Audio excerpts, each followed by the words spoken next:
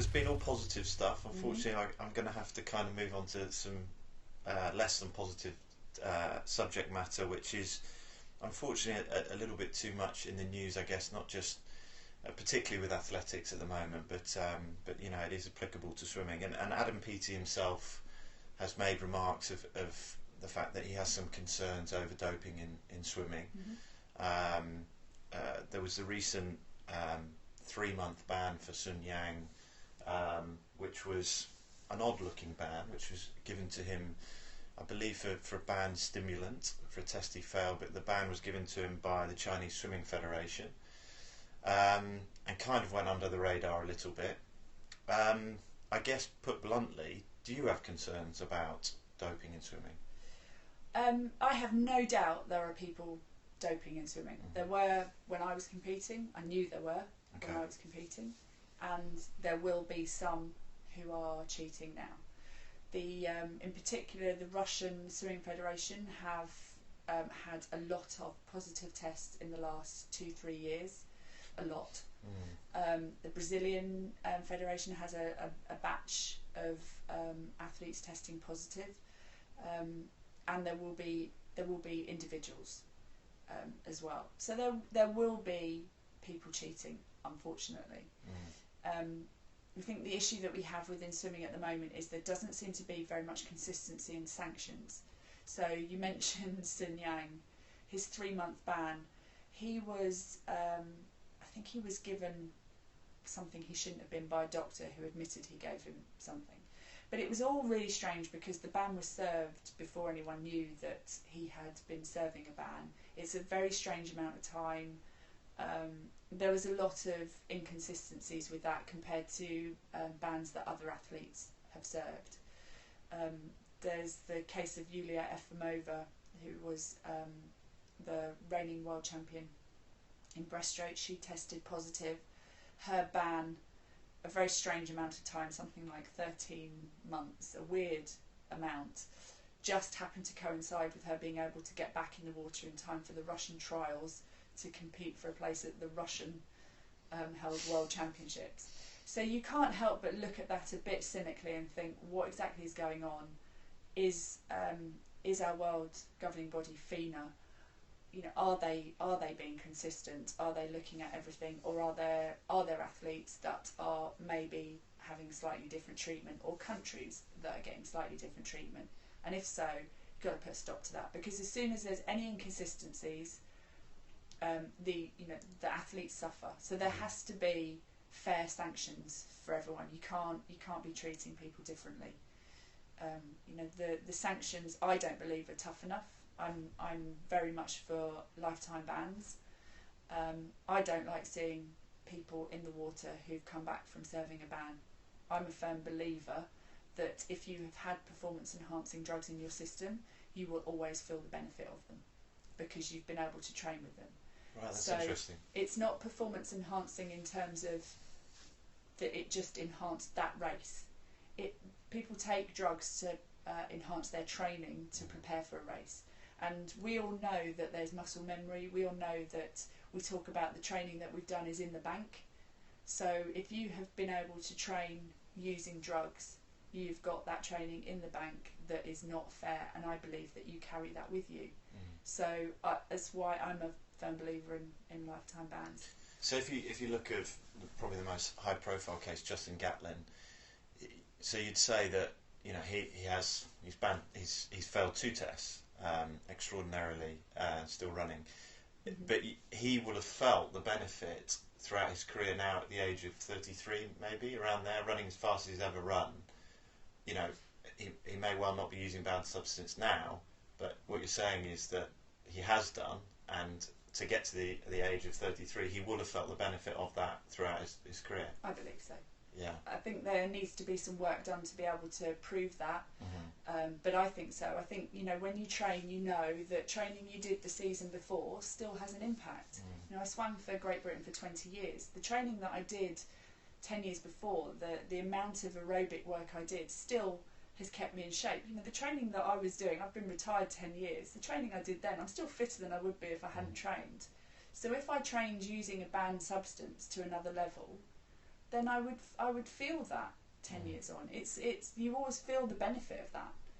And I think the fact that Justin Gatlin stood on the medal podium was a joke and made athletics look a joke. I'm glad that he didn't get the gold medal, although you know, I have to agree with some people that perhaps that would have been a massive wake-up call to the sport to do something had he stood on top of the podium.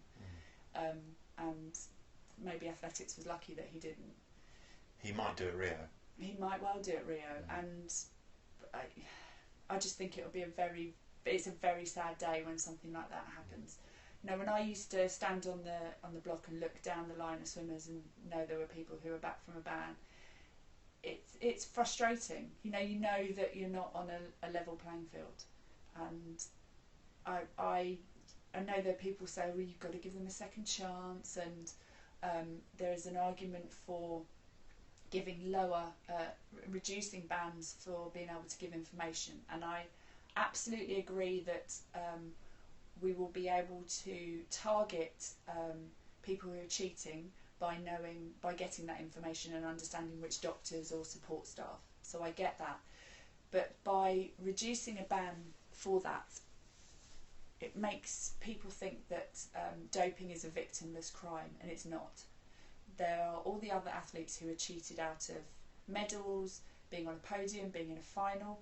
If you don't get in a final, you might not be funded for another 12 months. That could be the end of your career. You might not be able to afford to get treatment. It changes the whole an athlete's career, which is their life. So it's not a victimless crime, and it shouldn't be treated like that. There's no place for people like that in the sport. In other walks of life, you get struck off, and so I think that sanctions should be tougher. We need to not be seeing people like that line up for races. No, I mean those are really strong and wise words. I think the lack of consistency, I find that really confusing. I don't know if confusing is the right word, but there does seem to be a bit more consistency in athletics or in other sports, you know, and rugby suffers from doping problems as much as any sport. I think people forget that. But the lack of consistency seems odd, and that, for me, falls at the door of FINA. Yeah. And either they don't have enough control, enough power, they don't have enough strong leadership to deal with strong federations like Russia and China. But it's a strange dynamic that a federation can just grant someone a 13-month ban so they conveniently come back for the trials, or, you know, a swimmer gets a 3-month ban that no one really knows about. I mean, that's crazy, isn't it? It is, yeah. And I think that they've maybe been able to get away with it in the past, but there are journalists now who are probing and pushing and questioning FINA, which is why we know about it. Because I think that probably things like that went on that we just didn't know about, and that you know, quite possibly, you know, you just never hear.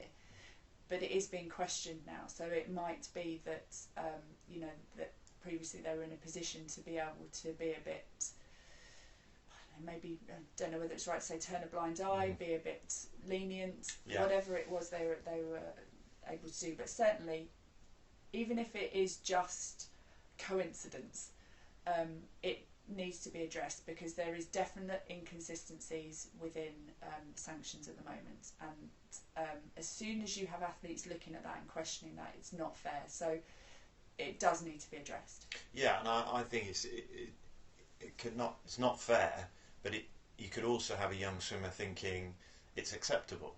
You know, it's acceptable to dope. I know that sounds a bizarre statement, but if you're a young Chinese swimmer and Sun Yang gets a 3-month ban for doping, what does he think? It's kind of not that bad, if you see what I mean. Whereas if you got a 5-year ban, you'd go, oh dear, that's bad. It's a terrible message to send people. 3 months out of the water, and was he out of the water? Was he not training? Who knows? It is. It's not tough enough. And all right, so it was agreed or accepted that he didn't knowingly take whatever it was he was tested positive for, that it was given to him by a doctor. But ultimately, every athlete knows that it's your responsibility, whatever goes, what you're ingested, what you're massaged with, whether it's supplements, and there is no athlete who is not educated with that non-stop. It is your responsibility. So yes, there are mitigating circumstances sometimes. You might unknowingly take a medication that is different in one country to another country. You might not know that you have been given something by a doctor, but it doesn't matter because it's your responsibility. So there may be mitigating circumstances to lower a ban, but it's still ultimately your responsibility. So any athlete now who says it's the supplements, I mean, I've just got no time for that because it doesn't matter. You know that supplements can be tainted. Don't take them. If you do, that's your risk. So okay, take supplements if you want to, but it's at your risk if you do so, and you cannot bleat about it if it comes back with a positive test, because everyone knows there's a risk. And I think I've worked with athletes who have been offered supplement stuff, and their first question has been, is this properly tested? Is this, are we 1000%? And if there is a shred of doubt, they won't take it. And that's the important thing. Then I know there are young swimmers out there, but they're not babies. They're not, a 10-year-old boy who's just been told to have something. You would hope that they have some sort of sense of what it's all about. And there's so many systems in place to check as well. It's very easy to find out whether a medication that you've been prescribed, or in particular, whether or not that has any banned substances in it, or whether you have to have any particular exemption to be able to take it. So it's not that it's not hard to find out. There are a lot of systems in place now to help athletes so that they can find out very quickly whether or not it's okay to take something. So I just have a real lack of sympathy in some cases with it. All right, people make mistakes. You can be stupid, but Gatlin was stupid twice. I just have no time for that at all. Yeah, just the final thing on that. Yeah, everyone can make a mistake. I think ultimately you're trying to protect a sport, and you think of cycling and the damage Lance Armstrong did to the sport, and the damage to sport, Justin Gatlin winning an Olympic gold at Rio. That's what you're beholders of the sport. That's how I kind of look at it. And it's, people make mistakes, but there's kind of a greater good and a greater responsibility, I'd say. People make mistakes all the time, and you can say, okay, I understand that wasn't your fault, but you still did it. If your doctors make mistakes, they can be tired, they make mistakes, but they still get struck off, because ultimately it's still dangerous. Lawyers, the same. They can make a mistake, they don't get to be a lawyer again. Teachers, all sorts. People can just have a real lack of judgment. We are human. But you're right, you have to protect the sport, and so then you have to ask the question, is it right for them to come back into the sport? And there may be mitigating circumstances why you wouldn't give a lifetime ban for some people. But if you make a mistake twice, or your reasons for testing positive are as dubious as some people come up with, I think you just really have to say, come on now, go do something else.